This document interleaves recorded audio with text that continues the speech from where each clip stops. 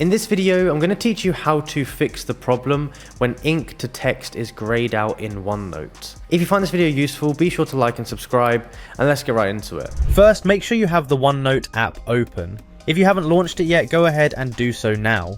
OneNote is part of Microsoft's suite of applications, often used for taking notes, organizing research and more. Finding that the ink to text option is unavailable can certainly be frustrating, but with a few steps we can resolve this issue quickly and efficiently.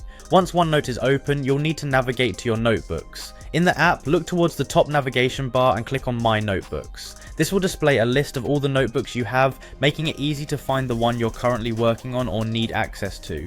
Next, locate the specific notebook you want to work with and click on View Notebook. This action will open up the contents inside that notebook, displaying all your sections and pages for easy access. It's crucial to be in the correct notebook to ensure that the ink to text feature functions properly.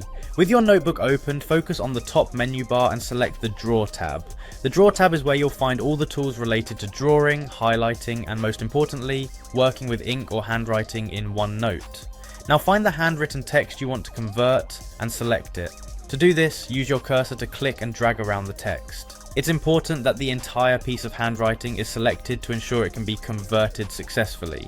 After selecting your handwritten notes, look again at the top menu bar in the Draw tab and locate the Ink to Text option. If it was previously grayed out, it should now be clickable since you've selected a handwritten section.